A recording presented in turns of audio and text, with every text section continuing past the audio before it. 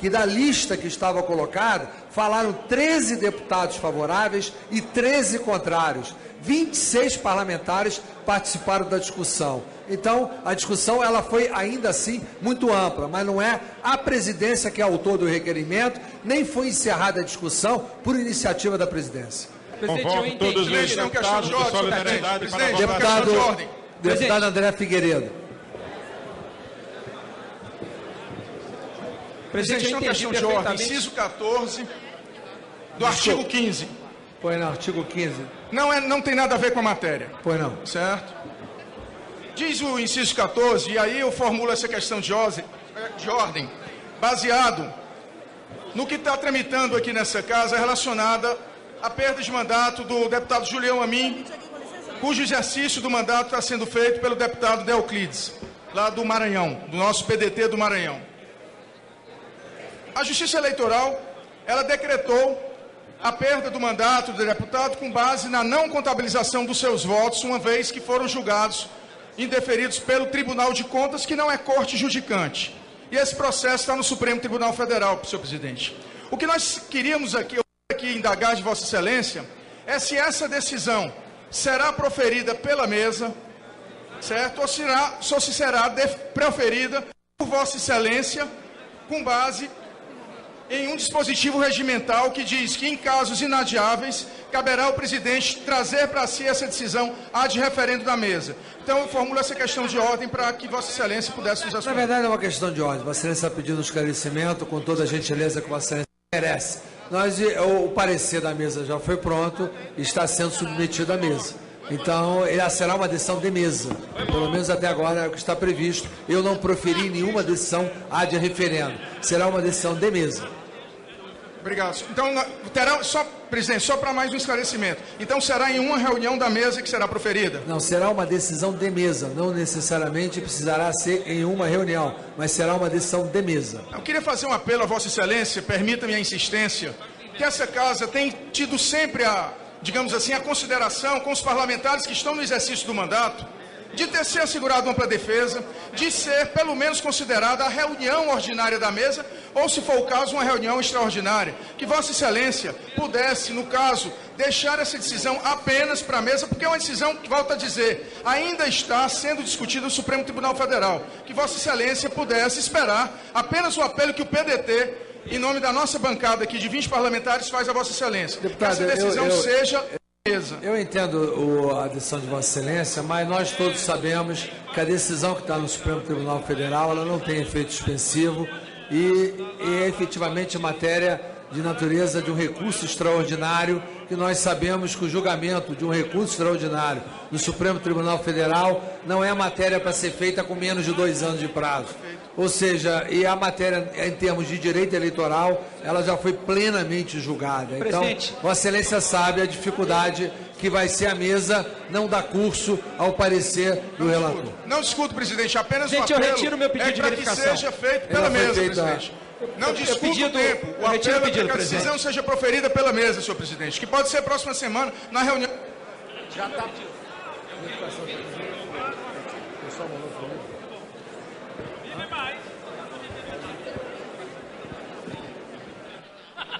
Não entendi, deputado. Eu pedi a retirada do meu pedido de verificação, presidente. Vossa Excelência pediu a retirada do pedido de verificação. Foi verificação Sim, conjunta ou unitária? Não, só eu pedi, presidente. Ok, está cancelada a votação, o requerimento foi aprovado.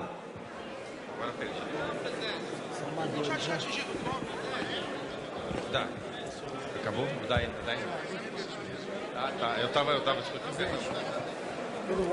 O projeto foi emendado para oferecer parecer às emendas de plenário pela Comissão de Desenvolvimento Econômico e dos Comércios. Conceda a palavra ao deputado Arthur Maia. E essa presidência vai delegar o deputado, que é o relator da última comissão, para ser relator em todas as comissões para facilitar o trabalho.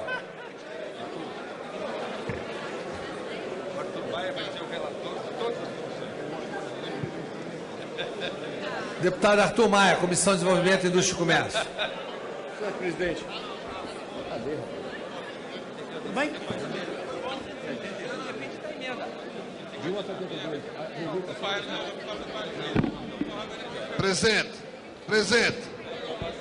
Presidente, eu fui o relator desse projeto da CETASP. Eu sei que Vossa Excelência estive com Vossa Excelência ontem pela manhã em seu gabinete e Vossa Excelência disse para mim que eu iria relatar pela CETASP. Senhor presidente. Vossa Excelência me disse. E se Vossa Excelência tem uma marca, é que Vossa Excelência é homem de palavra. Mas não tem problema. Se Vossa Excelência quer me vetar como relator da CETASP, eu não vou brigar. Mas o regimento, Vossa Excelência, deveria analisar que a CETASP é a comissão de mérito. Sem dúvida. Deputado Arthur Maia, Comissão de Desenvolvimento, Indústria e Comércio. Senhor presidente, nós somos a favor, na Comissão de Desenvolvimento, Indústria e Comércio, pela rejeição das emendas de plenário, pela aprovação das emendas de plenário 4, 5, 6 e 11, rejeitando as demais.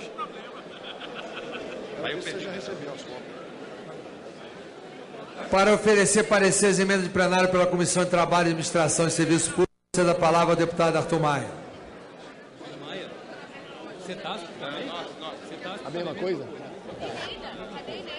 Senhor presidente, opinamos pela aprovação na CETASP das emendas 4, 5, 6 e 11 e rejeição das demais.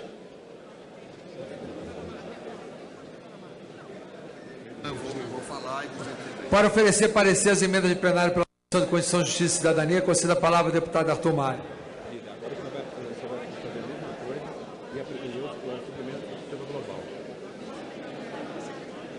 Só ler assim, né?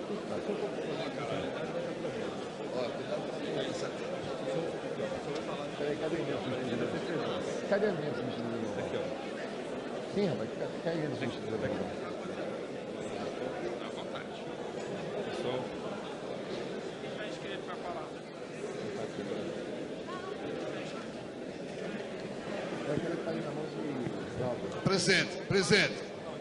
Presidente. Então deixa ele falar, eu vou falar. Presidente, só para reforçar que realmente o regimento lhe permite escolher o relator, Vossa Excelência havia dito, mas houve negociação o dia todo hoje e eu reconheço que neste momento Vossa Excelência tomou uma decisão para agilizar. Obrigado, deputado Silva. Senhor presidente, subemenda global substitutiva. O senhor vai apresentar pela constitucionalidade e legalidade. Aprovamos, nós somos pela constitucionalidade, legalidade, juridicidade e boa técnica legislativa das emendas de plenário 4, 5, 6 e 11 e no mérito pela rejeição das demais. Na forma da subemenda substitutiva global que passo a ler agora. Congresso Nacional, subemenda substitutiva global, dispõe sobre os contratos de terceirização e a relação de trabalho deles decorrentes. O Congresso Nacional decreta. Essa lei regula os contratos de terceirização de relações de trabalho dele decorrentes. Essa lei regula os contratos de terceirização e relações de trabalho dele decorrentes. Parágrafo 1º. O disposto dessa lei aplica-se às empresas privadas, públicas, sociedade de economia mista, suas subsidiárias e controladas no âmbito da União, do Estado, do Distrito Federal e dos municípios. Parágrafo 2º. A disposição dessa lei não se aplica aos contratos de terceirização no âmbito da administração pública direta, autárquica e fundacional da União, dos Estados, do Distrito Federal e dos municípios. Parágrafo 3º. Aplica subsidiariamente ao contrato entre a contratante e a contratada o disposto do Código Civil, instituído pela Lei nº 1046, de 10 de janeiro de 2002. Para fins dessa lei, considera-se terceirização, a transferência pela contratante da execução de parcela de qualquer das suas atividades da contratada para que essa realize a mesma na forma prevista nessa lei. Contratante, a pessoa jurídica que celebra contrato de prestação de serviços determinados, específicos e relacionados à parcela de qualquer das suas atividades, com empresa especializada na prestação dos serviços contratados, nos locais determinados no contrato e em seus aditivos.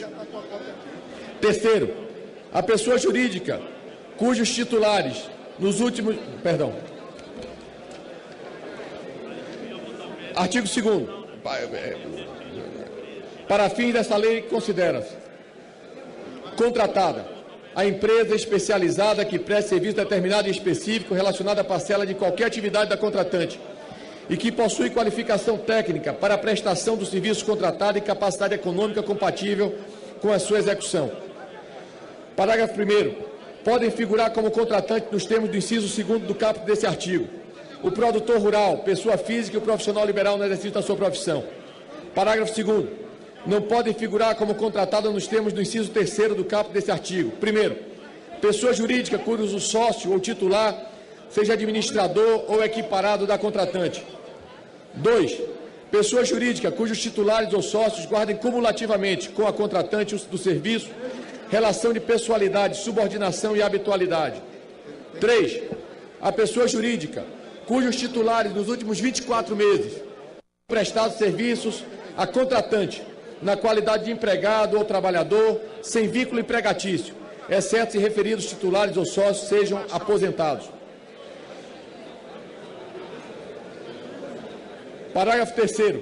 A contratada deverá ter objeto social único, compatível com o serviço contratado, sendo permitido mais de um objeto quando se referir a atividades que recaiam na mesma área de especialização.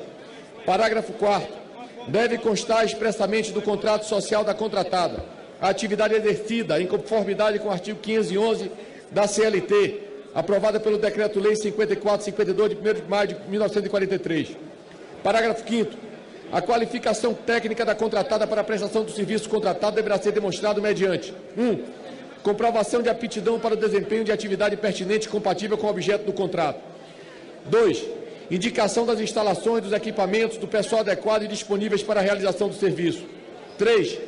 Indicação da qualificação dos membros da equipe técnica que se responsabilizará pelo trabalho quando for o caso. Parágrafo 6º. Tratando-se de atividade para a qual a lei exige a qualificação específica, a contratada deverá comprovar possuir o registro de empresa e a anotação dos profissionais legalmente habilitados, nos termos da Lei 6839, de 30 de outubro de 1980. Artigo 3º. A contratada é responsável pelo planejamento e pela execução dos serviços, nos termos do contrato com a contratante.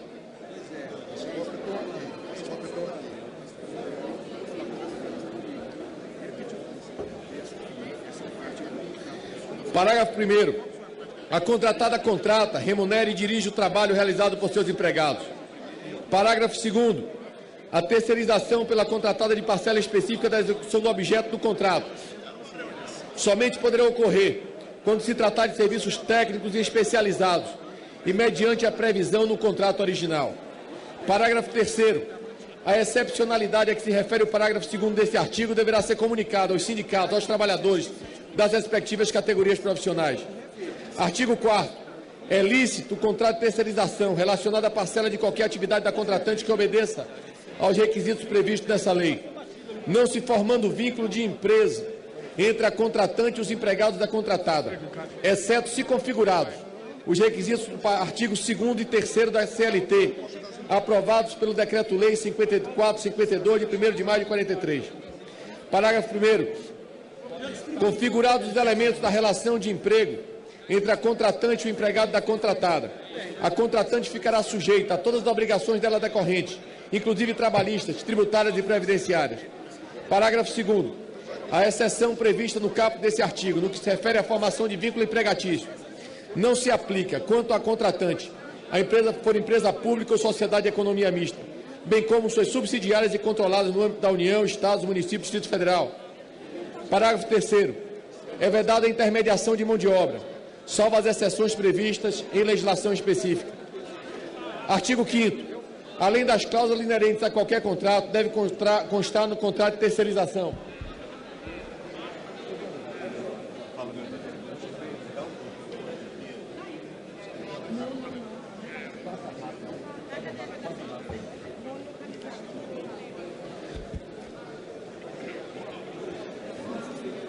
Chame o Rio Somando para mim. Além das cláusulas inerentes a qualquer contrato, deve constar no contrato de terceirização a especificação do contrato a ser prestado, o local e o prazo para a realização do serviço, quando for o caso. Terceiro, a exigência de prestação de garantia pela contratada em valor correspondente a 4% do valor do contrato, limitada a 50% do valor equivalente ao mês de faturamento do contrato em que ela será prestada. 4. A obrigatoriedade da fiscalização pela contratante do cumprimento das obrigações trabalhistas decorrentes do contrato, na forma do artigo 15º desta lei. Quinto, a possibilidade de interrupção do pagamento dos serviços contratados por parte da contratante, se for constatado o inadimplemento das obrigações trabalhistas e previdenciárias pela contratada. Sexto, a possibilidade de retenção em conta específica das verbas necessárias ao adimplemento das obrigações referidas no artigo 5º desta lei. Parágrafo 1º. Para contratos nos quais o valor da mão de obra seja igual ou superior a 50% do total, a garantia que se refere ao inciso 3º do caput desse artigo será correspondente a 4% do valor do contrato, limitado a 130% do valor equivalente ao mês do faturamento do contrato a que ela será prestada. Para o atendimento da exigência de prestação de garantia que se refere ao inciso 3º do caput desse artigo, cabe à contratada optar por uma das seguintes modalidades: 1. Calção em dinheiro. 2. Seguro-garantia. 3. Fiança bancária. Pede a Cibá Machado para vir aqui, por favor. A Cibá Machado não, não, Russomano e Zé Guimarães, os dois. Para vir aqui. Zé Guimarães. Parágrafo 3º. É nula de pleno direito a cláusula que proíba ou imponha condição à contratação pela contratante de empregado da contratada. Artigo 6º. Na celebração do contrato de terceirização de que trata essa lei, a contratada deve apresentar, primeiro, inciso 1º, contrato social atualizado, com capital social integralizado, considerado pela empresa contratante compatível com a execução do serviço. Inciso 2º, inscrição no Cadastro Nacional de Pessoas Jurídicas, CNPJ. Terceiro, registro na Junta Comercial. Artigo 7º. A contratante, chamou os dois lá? Chamou os dois. Deverá informar ao sindicato da correspondente categoria profissional o setor ou setores envolvidos do contrato de prestação de serviços terceirizados, no prazo de 10 dias a contar da celebração do contrato. Parágrafo único. Quando figurar como contratante ente da administração pública mencionado no parágrafo 1º do artigo 1º dessa lei, a comunicação de que trata esse artigo deverá ser feita na forma prevista na legislação do respectivo ente controlador. Artigo 8º. Quando o contrato de terceirização se der entre empresas que pertencem à mesma categoria econômica, os empregados da contratada envolvidas no contrato serão representados pelo mesmo sindicato que representa os empregados da contratante, na forma do artigo 511 da CLT, observadas as respectivas convenções e acordos coletivos de trabalho. Artigo 9º. Os contratos relativos a serviços continuados podem prever que os valores provisionados para pagamento de obrigações de natureza trabalhista e previdenciária dos trabalhadores que tenham atividade integralmente voltada para a execução do serviço contratado sejam depositados pela contratante em conta vinculada aberta no nome da contratada e em face do contrato, que somente poderá ser movimentada por ordem da contratante. Chama rápido aí a menina que foi buscar a técnica tributária do modelo.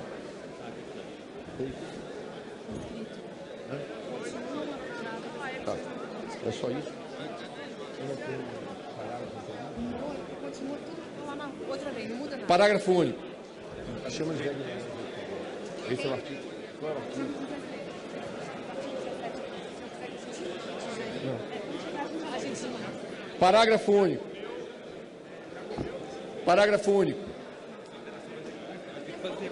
Entende-se por serviços continuados, para fim desse artigo, aquele cuja necessidade de contratação estenda-se por mais de um exercício financeiro e continuamente. Artigo 10º.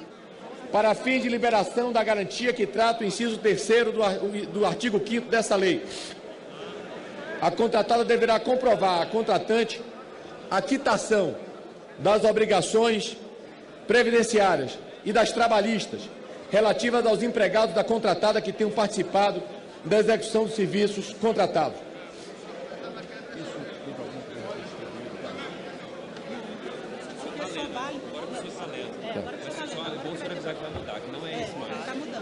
Parágrafo 1º. A garantia terá validade por 90 dias após o encerramento do contrato, para fim de quitação de obrigações trabalhistas e previdenciárias. Parágrafo 2º. Para contratos nos quais o valor da mão de obra seja igual ou superior a 50% do total, A garantia terá validade de 90 dias após o encerramento do contrato. Artigo 11º. É vedada à contratante a utilização dos empregados da contratada em atividades distintas daquelas que são objeto do contrato. Artigo 12.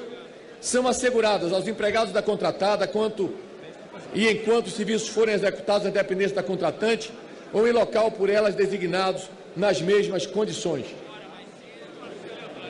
Relativas a, primeiro, alimentação garantida aos empregados da contratante quando oferecida em refeitório. B. Direito de utilizar os serviços de transporte. C. Atendimento médico ambulatorial existente nas dependências da contratante ou local por ela designado. D. Treinamento adequado, fornecido pela contratada, quando a atividade exigir. 2. Inciso 2º. Sanitárias de medida de proteção à saúde e segurança no trabalho e de instalações adequadas à prestação do serviço. Parágrafo único. Nos contratos que impliquem mobilização de empregados da contratada em número igual ou superior a 20% dos empregados da contratante, essa poderá disponibilizar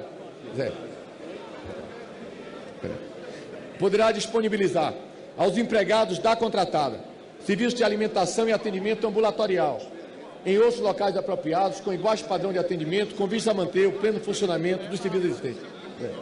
Tá foda comigo que eu tenho desastre. Eu vou botar o que eu tinha feito e a gente faz a discussão e você faz a discussão. Realmente está impossível conversar. Então você não volta a registrar aqui hoje, né? Deixa para terça-feira registrar. Deixa para quinta-feira. Agora eu vou ler o que eu tinha feito. Mas a gente fica naquele mesmo compromisso. Só vou deixar o meu aqui. Eu só quero que você garanta que não vai voltar a destaque. Eu só quero saber. Está garantido. Está garantido. Toca o barco. Eu vou fazer, eu vou manter o meu... Vamos trabalhar, vamos trabalhar.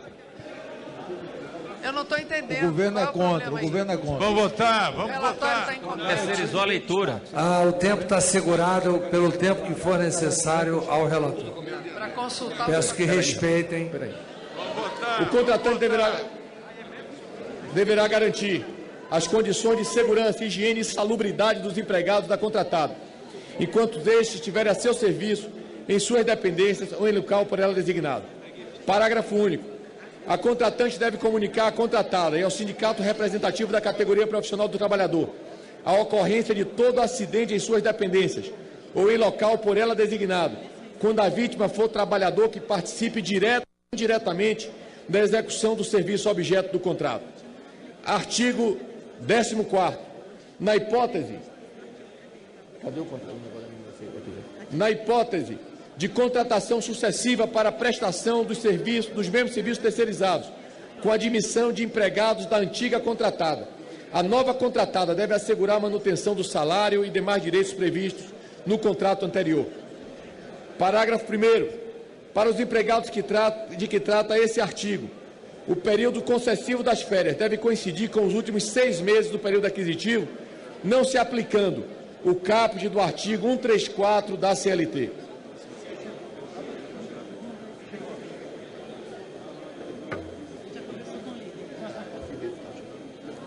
Parágrafo 2º. Havendo a rescisão do contrato de trabalho antes de completado o período aquisitivo, a compensação devida será feita no momento da quitação das verbas rescisórias, observado o artigo 477, parágrafo 5º da CLT. Parágrafo 3º. É vedada a redução do percentual da multa prevista no artigo 18, parágrafo 1º, da Lei 8036, de 11 de maio de 1990, na rescisão contratual dos empregados de que trata esse artigo. Artigo 15º. A responsabilidade da contratante em relação às obrigações trabalhistas e previdenciárias devidas pela contratante é subsidiária se ela comprovar a efetiva fiscalização do seu cumprimento, nos termos dessa lei, e solidária se não comprovada a fiscalização. Parágrafo único. Na hipótese de subcontratação de parcela específica da execução do serviço objeto do contrato na forma do parágrafo 2º do artigo 3º dessa lei, aplica-se o disposto no caput desse artigo cumulativamente à contratante no contrato principal e àquela que subcontratou os serviços. Artigo 16. Entende-se por fiscalização, para efeitos do artigo 15º dessa lei, A exigência mensal pela contratante da comprovação do cumprimento das seguintes obrigações trabalhistas e previdenciárias em relação aos empregados da contratada que efetivamente participarem da execução dos serviços terceirizados, durante o período e nos limites da execução dos serviços contratados. Primeiro, pagamento de salários adicionais, horas extras, repouso semanal remunerado e 13º salário. Segundo, concessão de férias remuneradas e pagamento do respectivo adicional. Terceiro, concessão do vale-transporte quando for devido. Quarto, depósitos do Fundo de Garantia por Tempo de Serviço. Quinto, pagamento de obrigações trabalhistas e previdenciárias dos empregados dispensados até a data da extinção do contrato de terceirização. 6. Recolhimento de obrigações previdenciárias. Parágrafo 1º. Caso não seja comprovado o cumprimento das obrigações trabalhistas e previdenciárias a que se refere o caput desse artigo, a contratante comunicará o fato à contratada e reterá o pagamento da fatura mensal em valor proporcional ao inadimplemento, até que a situação seja regularizada. Parágrafo 2º. Na hipótese prevista no parágrafo 1º desse artigo, a contratante deve efetuar diretamente o pagamento dos salários, os recolhimentos fiscais e previdenciários e depósitos do FGTS. Os valores... Cadê o texto? Os valores depositados na conta de que trata o artigo 8º dessa lei poderão ser utilizados pela contratante para pagamento direto das verbas de natureza trabalhista e previdenciária. Parágrafo 4º. O sindicato representante da categoria do trabalhador deverá ser notificado pela contratante para acompanhar o pagamento das verbas referidas nos parágrafos 2º e 3º desse artigo. Parágrafo 5º. Os pagamentos previstos no parágrafo 2º e 3º desse artigo não configuram vínculo empregatício entre a contratante e os empregados da contratada. Artigo 17. E quero dizer que esse é o texto que efetivamente vale em relação ao artigo 17. Tem que ler essa complementação de volta. Continuam aplicáveis as retenções na fonte previstas no artigo 31 da Lei 8212, de 24 de julho de 1991, e os artigos 7 e 8º da Lei 12.546, de 14 de dezembro de 2011. E aí, eu leio esses parágrafos aqui? Não. Cortou tudo. Basta para o 18 agora. Basta para o 18. Artigo 18. A empresa contratante de serviços executados, nos termos dessa lei, deverá reter, sobre o valor do tributo, da nota fiscal ou fatura de prestação de serviço, a título de imposto de renda na fonte, alíquota de 1,5% ou alíquota menor prevista na legislação tributária, contribuição social sobre o lucro líquido, a alíquota de 1%, contribuição para a PIS/PASEB, a alíquota de 0,65%, contribuição para financiamento da Seguridade Social, alíquota de 3%. Parágrafo 1º. As alíquotas de 0,65% e 3% aplicam-se inclusive na hipótese de a prestadora de serviço enquadrar-se no regime de não cumulatividade na cobrança de contribuição para o PIS/PASEB e da COFINS. Parágrafo 2º. No caso de pessoa jurídica beneficiada de isenção na forma da legislação específica ou de uma ou mais das contribuições de que trata esse artigo, a retenção dar-se-á mediante a aplicação da alíquota específica correspondente às contribuições não alcançadas pela isenção. Parágrafo 3º.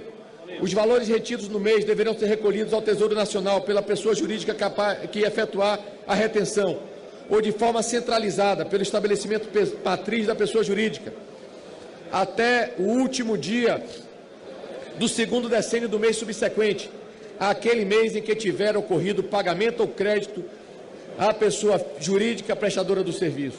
Parágrafo 4º. Os valores retidos na forma do caput desse artigo serão considerados como antecipação do que for devido pelo contribuinte que sofreu a retenção em relação ao imposto de renda e às respectivas contribuições. Parágrafo 5º. Na impossibilidade de haver compensação integral no mês pela contratada, o saldo poderá ser compensado com recolhimento dos tributos dos meses subsequentes ou ser objeto de pedido de restituição. Artigo 19. A retenção de má-fé do pagamento devido pela contratante à contratada, caracterizada como apropriação indébita, na forma do artigo 168 do Código Penal, aprovado pelo Decreto-Lei 2878, de 7 de dezembro de 1940. Artigo 20. As exigências de especialização e de objeto social único, previstas no artigo 2º dessa lei, não se aplicam às atividades de prestação de serviço realizadas por correspondentes contratados por instituições financeiras e demais instituições autorizadas a funcionar pelo Banco Central do Brasil, nos termos da regulamentação do Conselho Monetário Nacional, enquanto não for editada a lei específica acerca da matéria. Artigo 21. O disposto dessa lei não se aplica à relação de trabalho doméstico. Artigo 22. O descumprimento do disposto nessa lei sujeita a empresa infratora às seguintes penalidades administrativas, salvo se já houver previsão legal de multa específica para a infração verificada. Primeiro, por violação dos artigos 11, 12, 13, 14, 16, parágrafos 1º, 2º e 4º, multa administrativa correspondente ao valor mínimo para inscrição na dívida ativa da União por trabalhador prejudicado. 2. Por violação aos demais dispositivos, multa administrativa correspondente ao valor mínimo para inscrição da dívida ativa da União. Parágrafo único. A fiscalização, a autuação e o processo de imposição de multas regerão pelo título 7 da CLT, sem prejuízo da aplicação da legislação tributária por parte dos órgãos fazendários. Artigo 23. Para fim do enquadramento do disposto nessa lei, no que se refere à garantia de direito dos trabalhadores, contratante e contratada devem adequar o contrato existente no prazo de 180 dias a partir da sua publicação. Parágrafo único. A contratante e a contratada não poderão prorrogar contratos em vigor que não atendam ao disposto nessa lei. Artigo 24. A contratante poderá se credenciar da contribuição para o PIS/PASEB e a contribuição para o financiamento da Seguridade Social, COFINS, até o limite da retenção ocorrida nos termos dos incisos 3 e 4 do artigo 18 dessa lei, calculado sobre o valor pago à empresa contratada para a execução das atividades terceirizadas, que se enquadre nas hipóteses de crédito previsto no artigo 3º da Lei 10.833, de 29 de dezembro de 2003. Parágrafo único. A apuração de créditos sobre dispêndios decorrentes das atividades não tratadas nesta lei permanecem regidas pela legislação aplicável à contribuição PIS/PASEB e COFINS. Artigo 25. A Secretaria da Receita Federal do Brasil disciplinará o disposto no artigo 18 e 17. Essa lei entra em vigor na data da sua publicação. Tá, eu tenho um caso aqui dele. Qual é o 72 aqui? Veja só, deixa eu te mostrar aqui. Entenda o problema que existe. Esse aqui, o 72, está confrontando com essa coisa aqui e o pessoal a discussão de família não se aplica aos contratos de cidadão no âmbito da administração direto aos artigos. Então, se botar um, eu vou botar no meio parecido duas coisas que estão batendo com a outra. Agora, é o seguinte, eu vou citar, nós teremos uma mesa redonda, precisa de algumas coisas destacadas aqui, e que vão ser destacadas, que vai ter essa discussão até terça-feira, quando eu tenho também de debate. Um dos temas vai ser isso aqui. E eu vou lutar para que a gente resolva isso aqui, tá certo? Porque está confrontando um com o outro. Então, não dá para hoje,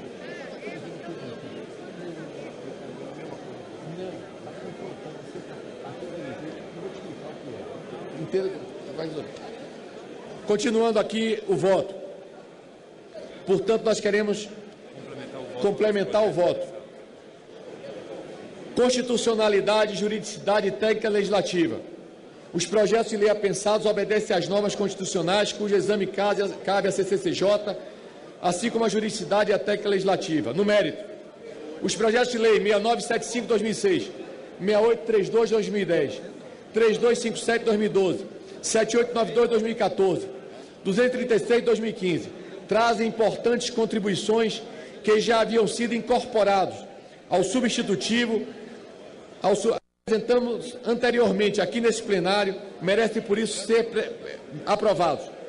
No que diz respeito ao PL 1661 de 2007, consideramos que a proposta não leva em consideração o princípio da livre iniciativa, nem a realidade econômica do Brasil, e a título de regulamentação, impõe sérias e incontornáveis restrições à gestão empresarial. Conclusão. Diante do exposto, somos pela constitucionalidade, juridicidade, boa técnica legislativa e no mérito, pela aprovação dos PLs 4330/2004, 6975/2006, 6832/2010, 3257/2012, 7892/2014, 236/2015, das emendas apresentadas pela SEDEIC no PL 4330/2004, números 3, 4, 7, 8, 11 e 12 de 2004, das emendas apresentadas na CETASP ao PL 4330/2004, de números 1, 3, 6 e 8, 2006, das subemendas apresentadas ao nosso substitutivo na CCJ, de números 2 e 5, aprovação parcial apenas em relação ao pagamento do direito pela contratante, 15, 33, 34 e 36, aprovação parcial apenas em relação à alteração do parágrafo 1º do artigo 3º do substitutivo anexo, 47, 51, 54 e 56, aprovação parcial apenas quanto ao acréscimo de horas extras no inciso 1º do artigo 16 do substitutivo anexo, 65, 66, 72, 73, 83, 101, 105, aprovação parcial apenas dos incisos 3 do artigo 5º do substitutivo anexo, 110, 111, 114 e 118, da rejeição dos PLs 5439/2005, 1621/2007, apensados as emendas apresentadas à SEDEIC ao PL 4330/2004,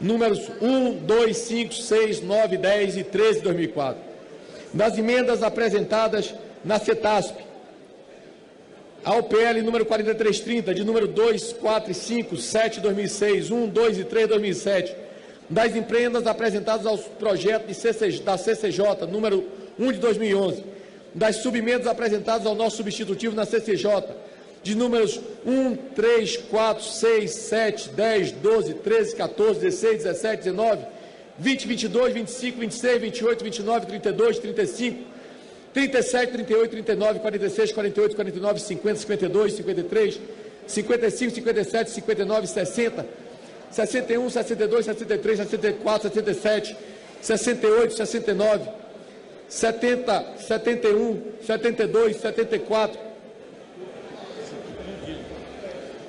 76, 7, 8, 9, 80, 81, 82, 84, 86, 88, 89, 90, 91, 92, 93, 94, 95, 96, 97, 98, 99, 100, 102, 104, 106, 108, 109, 111, 115, 116, 117, 121. Parágrafo 2º.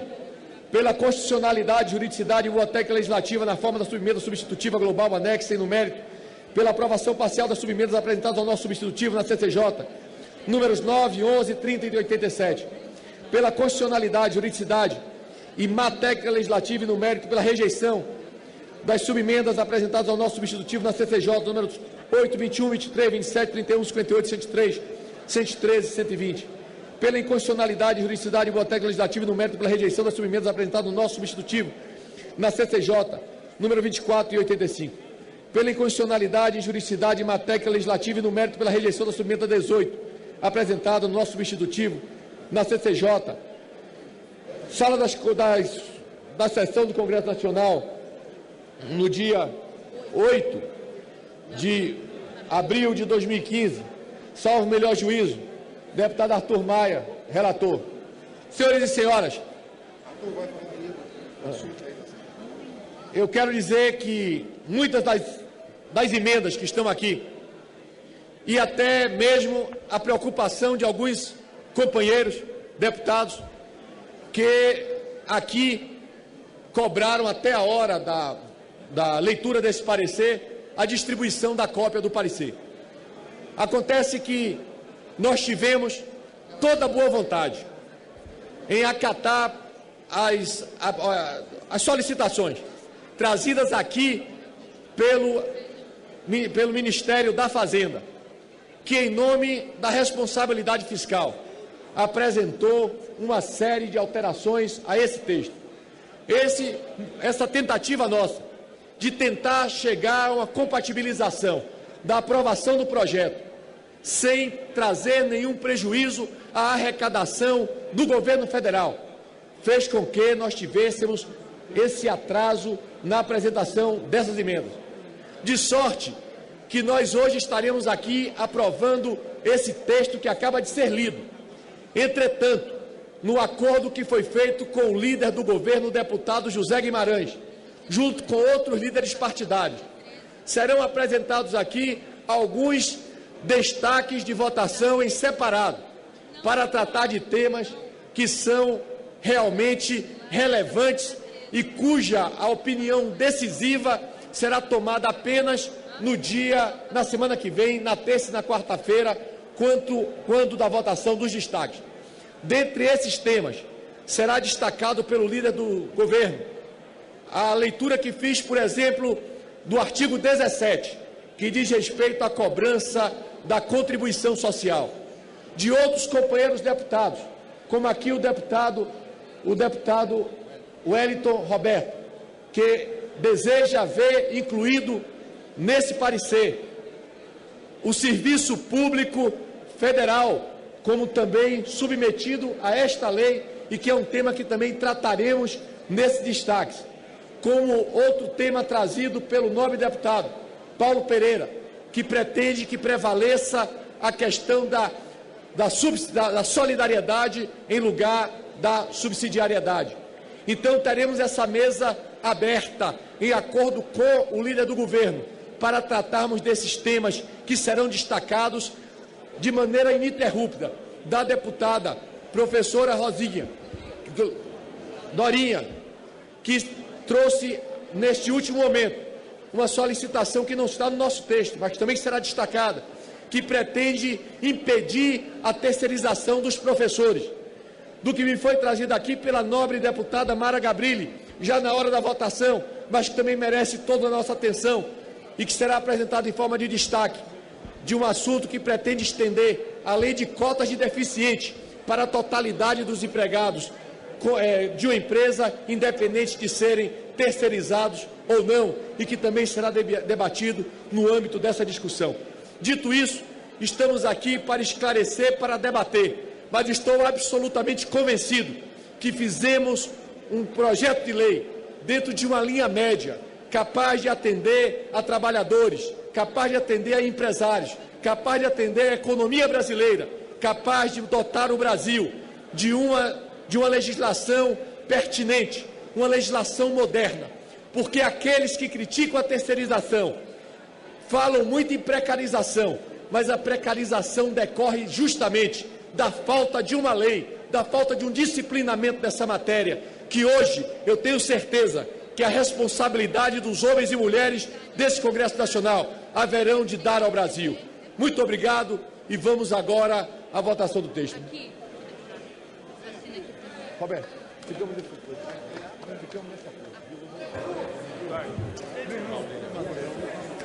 terminou, deputado Arthur? Conceda a palavra pela liderança do Solidariedade a deputado Paulo Pereira.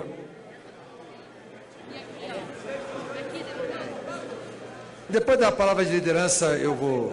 aceitar destaque até terça-feira. Então, eu vou... Senhor presidente, senhoras e senhores deputados, queria fazer primeiro alguns esclarecimentos. Na última quinta-feira, eu fiz, junto com o deputado Arthur, relator, deputado Laércio Oliveira, uma reunião com 6 centrais sindicais, com as 6 centrais sindicais, na liderança do Solidariedade. Estava lá a CUT, a Força Sindical, a CTB, a Nova Central Sindical, a UGT e a CSB. As 6 centrais sindicais, junto com o DIESE. O diretor técnico do DIESE apresentou, para que a gente pudesse analisar, 4 propostas, 4 sugestões para atender a demanda das centrais sindicais.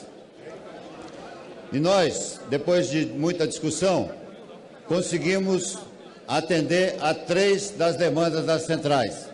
Ficou apenas uma, que é essa questão de meio e fim, que eu queria, no encerramento da minha fala, poder falar um pouco sobre isso.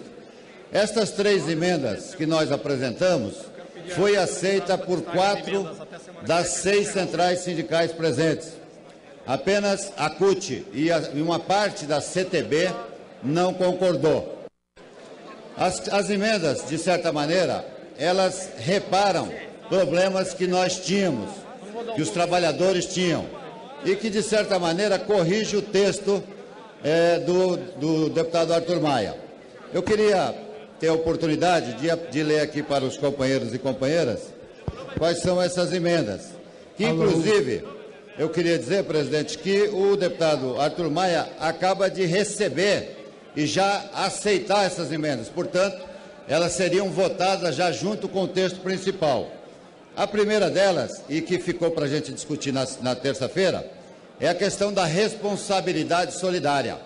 No texto atual, a responsabilidade está subsidiária e desde que a empresa teria que cumprir uma série de regras de fiscalização, cumprindo essa regra, se ela cumprir, ela passa a ser, aliás, ela é subsidiária, cumprindo a regra, se ela não cumprir essas regras, ela é solidária. As centrais me pediram, e eu atendi, então, portanto, e o Arthur Maia já concorda, que a gente muda o texto. Primeiro, ela é solidária. E aí ela tem uma série de regras para ser fiscalizada. Fiscalizando, ela passa a ser subsidiária. Então, esta emenda foi, de certa maneira, quase que consenso entre as centrais sindicais. Todas elas concordavam com isso. A segunda emenda repara um problema grave, que, na medida que os trabalhadores são terceirizados, eles, da confusão que é hoje a terceirização, eles saem da categoria que ele pertence. Na medida que uma empresa terceiriza esse serviço, esse trabalhador perde a convenção coletiva do seu sindicato. Até tem os outros direitos, mas normalmente é a convenção do seu sindicato, que normalmente é uma convenção melhor. Nós, então, fizemos uma alteração do artigo 8º, e esse artigo 8º já foi aceito, então, aqui pelo relator Arthur Maia.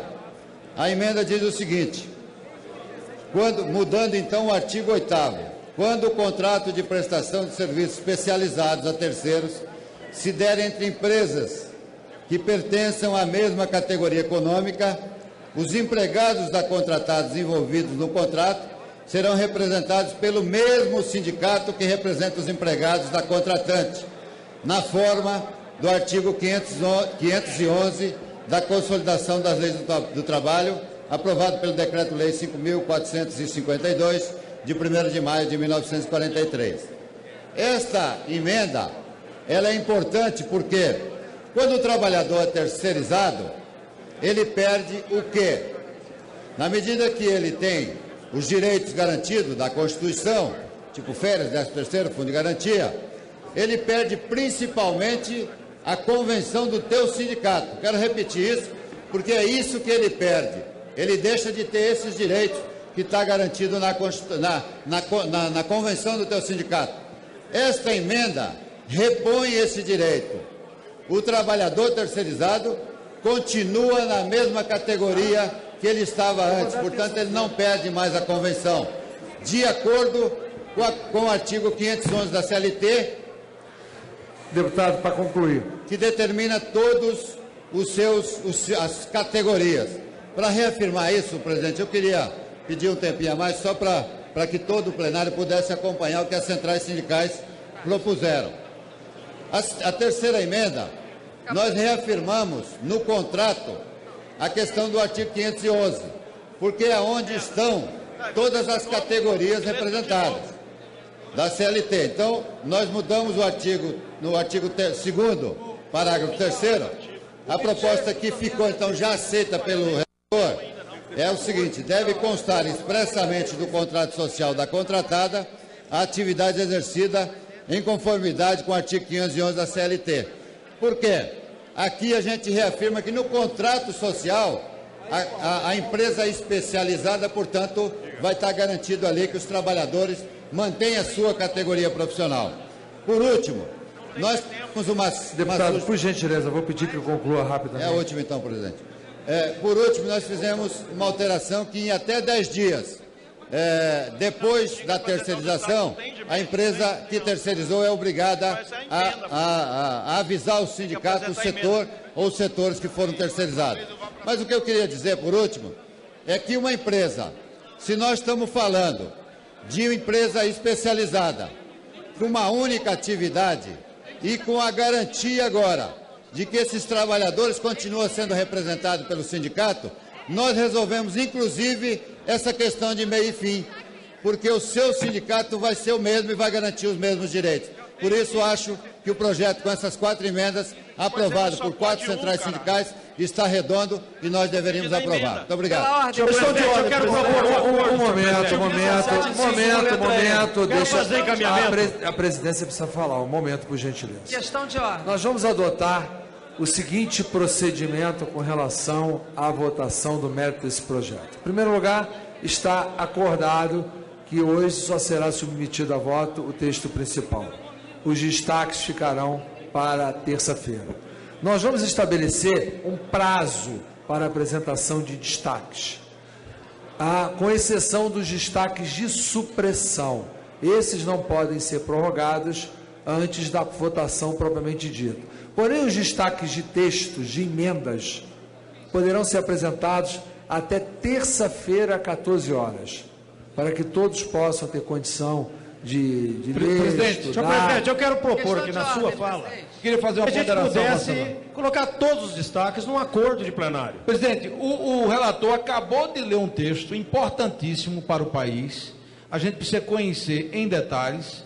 Talvez se resolva parte do texto num destaque de emenda e talvez seja necessário destaque supressivo. E eu acho que cada bancada terá a responsabilidade de, ouvindo seus pares, definir de que forma vai se comportar. Então, por acordo, para poder somente se houver um acordo amplo de todos, para que, inclusive, porque o destaque ele vai ser limitado ao destaque de um número de destaques por cada bancada. Senhor presidente, se houver um acordo amplo para que o destaque supressivo possa ser feito. Sobre o assunto, presidente, a gente pode aceitar o acordo.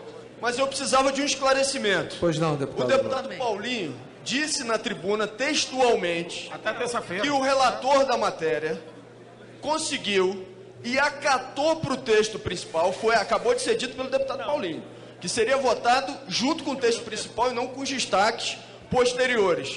A condição da solidariedade e não do que o texto anterior propunha. Eu queria saber, como esclarecimento, já que foi dito pelo deputado Paulinho, se de fato a solidariedade foi acatada pelo relator para o texto principal. Não, veja bem, ele vai responder a Vossa Excelência. Depende para que a gente possa tomar a responsabilidade solidária, a solidariedade na responsabilidade. O relator vai esclarecer qualquer dúvida e o objetivo é que a gente vote um texto com toda a transparência do que está sendo votado e que todas as posições possam ser exercidas no voto, divergentes em qualquer natureza. Senhor presidente, o objetivo é que nós estamos tentando construir um procedimento que seja um procedimento que atenda. Então, presidente, vamos por partes, senão a gente não conseguirá chegar ao entendimento.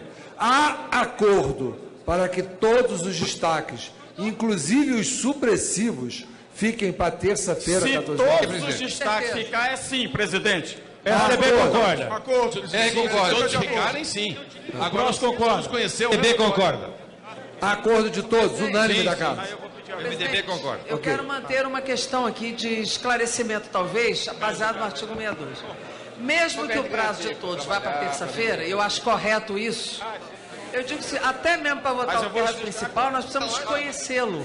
Não há distribuição ainda do relatório oficial. Está sendo providencial. Mas mesmo assim, Pedro, vamos ter que ler agora. Ele acabou de ler, ele acabou de assinar e está sendo providenciadas as cópias para distribuição. Em poucos minutos estará à disposição, a tempo de antes de votar, Vossas Excelências possam ler. Mas qual é o tempo de análise de cada partido, Pedro? Sem bancadas grandes e pequenas? Por isso, deputado. Teremos que só iniciar a votação depois de um tempo necessário ao estudo do texto. Por isso é que nós estamos propondo que os destaques possam... Sim, mas aqui não há o que fazer. Presidente. O texto ele é aprovado ou ele é rejeitado.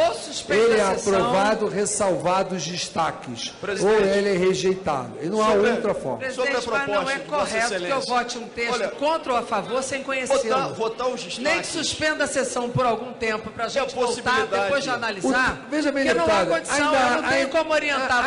Ainda haverá, ainda tem muito chão na sessão até chegar a hora de votar. Não está na hora de votar agora nesse minuto ainda. Se não chegar a tempo, Nós até faremos isso se for necessário, suspender 10, 15 minutos, para que todos possam... Isso não é o problema. O problema aqui é tentar construir um acordo de procedimento que possa ser aceito e cumprido por todos.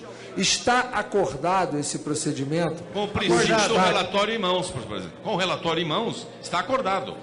Não, claro, deputado. Sem relatório em mãos, nós não votaremos. Presidente, não há dificuldade em ampliar o período para apresentação dos destaques, ou seja, para que as emendas possam ser avaliadas e destacadas na próxima semana. Isso não é um problema. O problema, sim, é o que já foi dito pela deputada Jandeira Fegali e pelo deputado Rubens Bueno. Como é que a gente vai saber e como é que a gente vai dar o voto sim para um texto que nós não conhecemos? Deputado, Vossa Excelência irá conhecer antes de Vossa Excelência dar o seu voto sim ou não? Então, isso aí é matéria superada, que não será submetida à votação sem a cópia distribuída. Não é a cópia, é o tempo de análise, presidente. É o tempo de análise. Tem bancados aqui com 80 deputados. Presidente, eu queria fazer Ele já leu o texto. Ele já leu o texto. Eu queria fazer um apelo a Vossa Excelência. Bom, eu queria fazer um apelo a Vossa Excelência. Deputado, nós precisamos... Existe a possibilidade de que a gente, já que o texto principal até agora nós não conhecemos, que a gente adie essa votação para terça-feira da próxima semana. Essa não há acordo. Essa não haverá acordo. É necessário, presidente. Se for preciso, nós ficaremos aqui, nem que dê até às 3 da manhã para todo mundo ler e votamos às 3 da manhã. Então, presidente, só uma consideração com relação a essa questão do deputado. Deputado, veja bem, eu não quero fazer o tumulto. Eu quero evitar o tumulto. Então, em primeiro lugar, eu quero acordar com Vossas Excelências com relação aos destaques. Acordo. Posso considerar... Presidente, deixa eu distribuir o texto. Deixa eu falar aqui um pouquinho, presidente. Presidente, deixa eu falar um pouquinho. Acho que o acordo de procedimento está entendido. Presidente, não deu nem presença. Garanta a minha fala, presidente. O texto já está sendo distribuído nesse momento. Deixa eu fazer uma consideração aqui, presidente. Um instante aí, companheiros. Acho que está entendido. Podemos fechar acordo neste procedimento. Todas as emendas, inclusive da supressão. A única referência que eu quero fazer, Vossa Excelência, é que estamos fazendo uma concessão dado a esta matéria, que não podemos também transmitir isso para qualquer matéria. Não, veja bem, esse é um acordo. Mais do que isso, deputado, eu estou propondo essa concessão absolutamente extemporânea e antirregimental, que eu só poderei fazê-la se houver amplo apoio. Okay. Então, isso não pode firmar a jurisprudência, porque isso é absolutamente antirregimental. Está correto. Então, se não há acordo de Vossas Excelências, eu não o farei. Nestes termos, presidente. Senhor presidente, só... Isso pressupõe também que nós teremos um encaminhamento normal, sem obstrução, apenas pelo mérito. E se for para ter obstrução, também não adianta fazer acordo. Tem razão, Vossa Excelência. Vossa Excelência tem razão. Quero contribuir, senhor presidente. Quero contribuir com Vossa Excelência. Foi essa a proposta do presidente. Não, deputado, é mais grave do que isso. Da parte do PT e do governo, foi feito acordo para votar o mérito hoje e não ter obstrução. Houve acordo. A matéria chegou a esse estágio que está hoje por causa desse acordo. Então, nós não podemos agora aprender a romper acordos nessa casa. Presidente, me permite... Mas se Vossas Excelências quiserem na obstrução, eu vou manter a posição do destaque se até terça-feira. Não haverá nenhum problema, porque o nosso objetivo com relação a isso, inclusive, não é impor, é permitir que todos conheçam as emendas e apresentem os destaques corretos. É esse o objetivo. Só registrar que só registrar que o raciocínio aqui, veja bem, presidente, se Vossa Excelência vai levar para terça-feira destaque supressivo e destaque de texto, qualquer alteração poderá ser feita. Todos terão tempo para fazer isso, senhor presidente. Não haverá nenhum problema em votar o texto original agora e o destaque supressivo de texto para terça-feira. É isso, mantidos os destaques na terça-feira, o texto pode ser aprovado e revisto na terça-feira, está correto. O raciocínio, por isso, Vossa Excelência, mais uma vez... Pergunta, deputado Simar, Vossa Excelência ainda quer falar como líder agora? Aceito, com certeza. Não é aceitar, se Vossa Excelência que quer ou não. Eu não estou lhe oferecendo. Eu estou atendendo a sua reivindicação. Eu gosto. Senhor presidente, enquanto o deputado Silva vai à tribuna, apenas para esclarecer a posição do PSOL.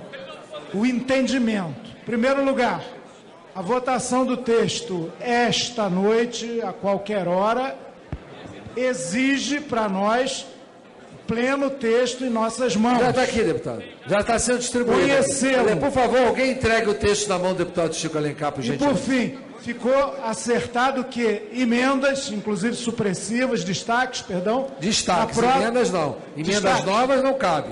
Destaques. Emendas novas não cabe mais. Destaque das emendas já protocoladas, porque houve parecer das emendas. E na terça-feira. Isso. E supressivas. Ok. Posso falar, presidente? Presidente. Deputado Cibá Machado, pela liderança do PT. Ok, obrigado. Presidente, são todos os destaques supressivos, de emenda aglutinativa, tudo até terça-feira, não é isso? Terça-feira, desde o limite de bancada. Sim, dentro do limite, mas todo... Destaques de bancada. De bancada. Destaques de bancada. Supressivo, aglutinativo... Destaques ou de bancada, não destaques de simples. Okay. Destaques de bancada. Ok. Senhor presidente, sobre essa matéria, eu quero me referir em primeiro lugar ao relator, deputado Arthur Maia. Tudo que ele trabalhou, consensuou, negociou, aceitou e acatou no seu relatório, no que diz respeito ao item terceirização das categorias do Brasil que já estão submetidas sob esse regime, de nossa parte, do PT, está correto. Não tem dúvida quanto a isso. A nossa posição, até o presente momento, é no que diz respeito a alguns termos, inclusive parece uma coisa simples, mas tem uma frase aqui do termo que diz estender a qualquer situação de trabalho no Brasil. Uma frase tão curta em meio a um texto tão longo, parece muito simples. É sempre este o ponto que nós da bancada do PT queremos deixar muito bem registrado. A nossa posição. Porque o fato de estender a terceirização no Brasil indiscriminadamente para qualquer setor, para qualquer categoria profissional, é disso que nós estamos falando. Estamos debatendo sobre mais nada.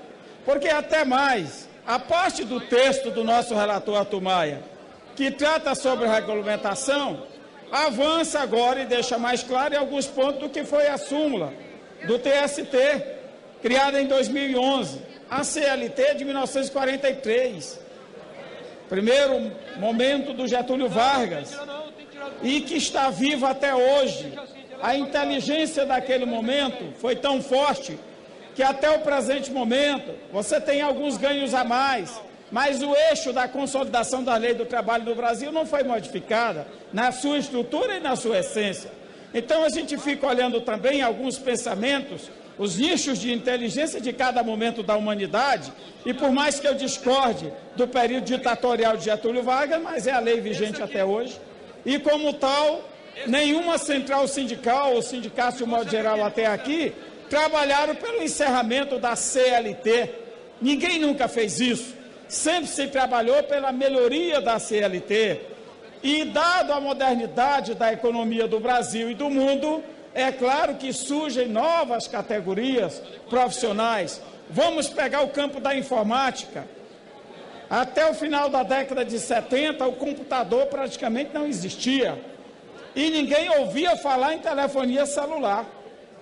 E hoje é difícil encontrar um brasileiro que não disponha de acesso a estes meios. Então, é claro que quantas categorias novas surgiram quanto a isso. Mas o que dizer daquelas profissões, senhor presidente, que tem também um grau de crescimento profissional, de expectativa de vida no seu futuro? A terceirização não permite isso, em nenhum momento a terceirização permite isso. Nos anos passados, década de 60 e 70, no meu primeiro emprego, foi final da década de 60, o sinônimo de bom empregado era aquele que tinha mais tempo numa empresa, que demorava mais numa empresa. Esse era um exemplo de um bom empregado. Tempos depois, diz que é a rotatividade que faz com que um trabalhador possa ter uma visão mais holística do mundo, da sua capacidade intelectual, do seu intelecto. Então essas coisas vão mudando.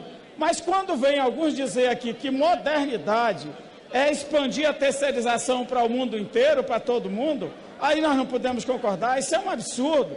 Então, o PT precisa estar neste microfone a cada oportunidade que tiver para reafirmar isso. Então, dos números que já foram largamente discutidos de ontem para hoje, se diz que no Brasil tem hoje 45 milhões de trabalhadores, a força econômica ativa brasileira é essa, 45 milhões de trabalhadores. Destes, 12 milhões vivem sob o sistema terceirizado e 33 milhões sob o sistema considerado, vamos dizer, formal. Se vê também na carreira dos bancos e de tantos outros trabalhos, que a pessoa quando entra, eu vou usar aqui agora, deixando os bancos de lado, o caso da Graça Foster, que entrou na Petrobras como estagiária aos 17 anos e galgou dentro da Petrobras todos os espaços de comando dentro daquela empresa. Eu estou falando disso. A terceirização não permite isso. A terceirização não permite que nenhum trabalhador de qualquer setor possa imaginar em ascensão futura, em postos de comando. Tem outra situação, presidente, que eu vejo por onde eu ando, inclusive nesta Câmara, quando a gente passa no corredor, que encontra um trabalhador, funcionário concursado da Câmara dos Deputados, com o crachá pendurado no peito, ele tem um grau de respeito. Quando a gente passa por qualquer trabalhador aqui nos corredores da Câmara, servindo uma bandeja de café ou fazendo a limpeza dessa casa, porque o crachá de terceirizado, eu não vejo dar um bom dia para um trabalhador desse. Empurra, passa por cima, não vale nada. É claro que essa modernidade é para as empresas. Eu não discuto, porque a formação do preço de um produto, eu não vou falar do preço de serviço, porque tem outra composição, mas no preço de produto, como é que se forma um preço do produto? Se calcula o custo da matéria-prima, se calcula o custo dos equipamentos, se calcula o custo dos insumos em gerais, se calcula os tributos, se calcula a mão de obra e, por fim, a taxa de lucro. Soma tudo, tira-se o preço final. Ou muito bem, aonde é que esta lei aprimora a economia brasileira segundo o que defende a lei? Estão dizendo que cortando na mão de obra é onde aumenta a capacidade da empresa. Pode aumentar a capacidade de lucro da empresa.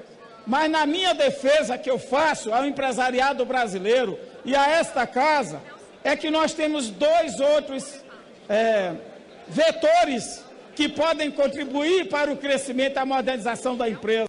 Um deles é a tecnologia e o segundo é a escala de produção. Porque se você baixa o preço, diminui a taxa de retorno, é na escala de produção, no volume de vendas, que se vai ganhar e formar a capacidade de renda de cada empresa. No Brasil se fala que tem aí, segundo o Sebrae, 6 milhões e 500 mil postos de empresas criadas no país. Contando todas, alguns falam em 12 milhões de empresas em nosso país. Eu prefiro ficar com os números de 2013, que está mais claro na minha cabeça.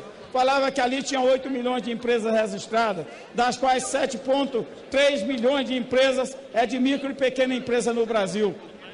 E das grandes empresas. Então, qual é o sinônimo de empresa no Brasil que emprega? Não é mais a grande empresa.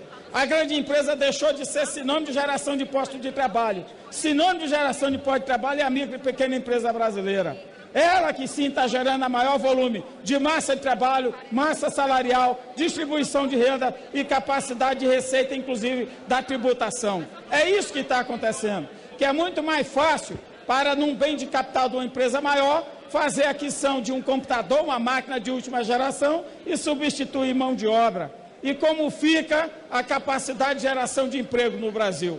Então, é claro que o projeto, eu quero dizer muito claro aqui ao Arthur Maia e a esta casa, separemos este projeto 4330 em dois momentos. Momento 1, quando ele trata de regularizar o serviço de terceirizados no Brasil, que em parte nós concordamos, porque aquilo que é meio e o que é fim de uma empresa, nós temos que separar muito forte. Então, vou discordar aqui do que disse um dos líderes do DEM. Este é o problema, é exatamente esse o ponto que nós queremos manter, que a empresa não pode substituir o trabalhador. do chamado fim para o trabalho meio, é isso que nós queremos manter no texto. Portanto, a palavra qualquer, para nós, tem um significado fulcral, é a espinha dorsal deste projeto e que nosso partido vai lutar fortemente para que a gente consiga suprimir esta palavra do texto, que para nós já resolve boa parte dos problemas da economia do Brasil, das empresas, mas principalmente dos trabalhadores brasileiros. Muito obrigado. Senhor presidente. Senhor presidente. Um momento. O relator, deputado Arthur Maia, solicitou para fazer uma correção no parecer de emenda que não foi apreciada no relatório sobre emenda. Deputado Arthur Maia. Senhor presidente, duas pequenas correções aqui. No artigo 8º, onde está a mesma econômica, é a mesma atividade. É uma errata que veio aqui no texto. E complementando a análise das emendas, queremos dizer que as emendas 4, 5, 6 e 11 estão aprovadas. E declarar a inconstitucionalidade e, consequentemente, a nossa rejeição à emenda de plenário número 2. Para deputado Nilson Leitão, liderança da minoria. Lembrando que vou interromper às 20 horas para encerrar a sessão, deputado, independente do tempo ter acabado ou não. E convocando extraordinário em seguida. Senhor presidente, senhores deputados, senhoras deputadas. Senhor presidente, antes do orador, é porque o relator acaba de declarar incondicional exatamente a emenda que nós tínhamos alto interesse. Ele não tinha parecer sobre a emenda no relatório dele. Mas aí, porque da forma que ficou, retira a possibilidade da gente fazer um recurso. Eu queria que o senhor garantisse. Senhor presidente, ele tem que falar em questão de ordem, senhor presidente. Vossa Excelência terá. O espírito é, deputado Nilson. Deputado, chama lá. Senhor presidente, senhores deputados, eu estou vendo aqui a apreensão do PT em votar esse projeto, mas eu não vejo a mesma apreensão do PT no desgoverno que está acontecendo no dia a dia. A bagunça e a lambança que a presidente Dilma todo dia aplica nesse país. Deveria se dedicar um pouco a isso. Vocês estão tão preocupados em discutir ideologicamente alguns assuntos, enquanto isso, tem ministro sendo demitido por telefone, tendo que substituir no outro dia, vice-presidente da República sendo rebaixado a secretário de Estado. O governo está uma bagunça. O PT se perdeu de vez. Não consegue terminar a semana. Passa mais torcendo para acabar a semana do que tentando executar algum projeto bom para o país. A agenda do PT sumiu do mapa, junto com a presidente Dilma. Essa desapareceu. Ninguém sabe onde está. Ninguém sabe. Essa aeronave está à deriva. Não está nem com piloto à depressão mais. Está à deriva. Desapareceu o governo brasileiro. E essa é a grande preocupação. Só não desaparecem as lambanças. As lambanças são todo dia. Ontem deparei com mais um gasto da presidente Dilma que nos assustou. São 49 milhões de reais que o Planalto pagou para uma empresa de festas. Uma empresa de festa que promove festas no país. Aquela festa que eu não sei o que comemora. Porque 49 milhões no momento desse, pagar para uma empresa de festa, é no mínimo uma ironia, ou no mínimo um cinismo aplicado ao povo brasileiro. Eu gostaria de usar esse momento e de tentar fazer com que o PT entendesse esse projeto. Já sabe que será derrotado. Está tentando fazer alguns acordos aqui no plenário. Esse acordo será atendido a favor do Brasil. Agora, o que o PT está fazendo? Tentando levar para a imprensa e para a sociedade brasileira, demonizando esse projeto de terceirização, é justamente na contramão do que o Brasil precisa. Vocês imaginem se o Brasil estivesse com a economia boa, estivéssemos em céu de brigadeiro. Esse projeto estaria sendo debatido sobre outro prisma. O problema é debater um projeto de terceirização no momento que o país vai à bancarrota, com a inflação de quase 9%, com juros alcançando patamares que já não se aguenta mais. Aí é claro que começa a enxergar tudo com dificuldade, porque o Brasil está mal conduzido. O Brasil não consegue trazer para cá uma agenda positiva, do Planalto para cá. porque a única agenda positiva que vai ter daqui a pouco, senhores deputados e senhoras deputadas, vai ser um aporte de milhões de reais para o BNDES novamente, que é a MP 661. Essa é a agenda que nós vamos ter daqui a pouco para ser votada, porque o Palácio do Planalto não consegue debater uma agenda positiva. A terceirização, colocada pelo líder do PT, que não consegue defender o governo, poderia falar de algumas coisas, mas terceirizou o dinheiro do BNDES para construir metrôs em alguns países de ditaduras, para construir usinas hidrelétricas, para construir porto em Cuba, para construir tanta coisa fora do Brasil e em países que não soma quase nada para o nosso país. A presidente Dilma terceiriza os médicos com médicos cubanos. A presidente Dilma já terceirizou a gestão econômica. Já terceirizou. Deputado, eu vou ter que interromper a gestão política. Eu encedo no início da próxima sessão. Eu vou encerrar em 30 segundos. Não, mas é que vai estourar o tempo.